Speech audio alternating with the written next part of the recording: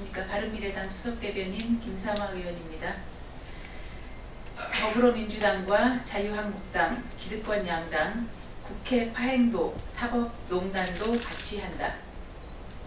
자유한국당이 2월 국회 일정 보이콧을 선언했습니다. 물론 문재인 대통령이 선거 캠프 출신인 조회주 중앙선거관리위원회 상임위원 임명을 강행한 것은 심히 유감으로 바른미래당도 규탄합니다. 그러나 야사당이 요구한 1월 임시국회는 더불어민주당이 반대하고 2월 임시국회는 자유한국당이 파업하는 등 양당의 기득권 콤비 플레이에 민생은 내팽개쳐졌습니다. 민심 그대로 국회 의석을 배분하는 연동형 비례대표제도, 취업난에 허덕이는 청년들을 분노하게 만든 서울교통공사의 고용세습 국정조사도 양당의 기득권 지키기에 의해 외면당하고 있습니다. 이뿐만이 아닙니다. 더불어민주당은 성추행범을, 자유한국당은 동료 의원을 사법부에 재판 청탁한 사법농단의 한 축이기도 합니다.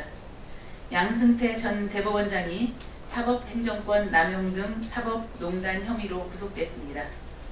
사법부 수장의 구속은 역사상 처음 있는 일로 불행하고 안타까운 일입니다. 입법부도 사법부도 대통령이 좌지우지하는 제왕적 대통령제의 폐해이기도 합니다.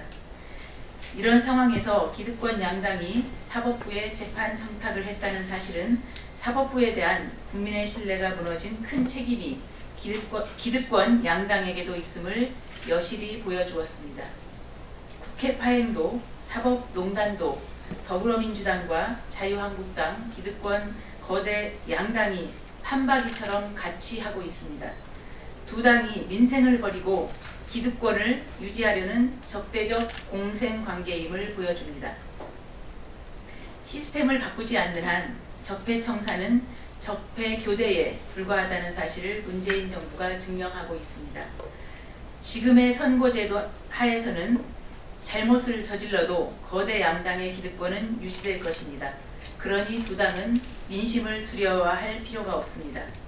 정당 득표율에 따라 국회 의석을 배분하는 연동형 비례대표제로 선거제도를 개혁하여 기득권 양당이 민심을 두려워하게 만들어야 제대로 된 삼권 분립도 진정한 적폐 청산도 이루어질 것입니다. 정부의 과도한 표준 단독주택 공시가격 인상, 세입자 부담 가중으로 제2의 최저임금 사태가 우려된다. 정부가 올해 전국 표준 단독주택 22만 가구의 공시가격을 공시했습니다. 지난해보다 전국 평균 9.13% 상승했습니다. 2005년 공시가 시작된 이후 14년 만에 역대 최대의 상승률입니다. 4월에는 아파트 등 공동주택의 공시가격도 올릴 것으로 예상됩니다. 문재인 정부의 사전에는 점진적, 단계적이란 말은 없는 것입니까? 공시가격은 재산세 등 각종 조세와 복지수급 및 부담금 부과 등 60여 가지의 행정기초 자료로 활용되고 있습니다. 국토교통부는 문재인 정부 출범 이후 급격히 오른 주택 가격을 잡기 위한 조치라고 합니다. 그러나 정부의 잘못된 부동산 정책 때문에 집값이 오른 책임을 국민에게 전가하는 것에 불과합니다.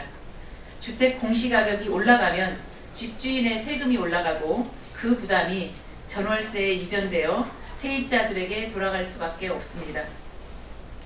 급격한 최저임금 인상으로 영세 자영업자와 서민 그리고 청년들이 가장 큰 피해를 입은 것과 마찬가지로 오른 집값을 현실화하겠다는 명분으로 과도한 주택 공시가격 인상은 결국 서민 부담만 더욱 크게 만들 것입니다. 정부는 공급을 늘리고 거래를 활성화시킬 수 있는 정책을 내놓아서 주택 가격을 잡아야 합니다.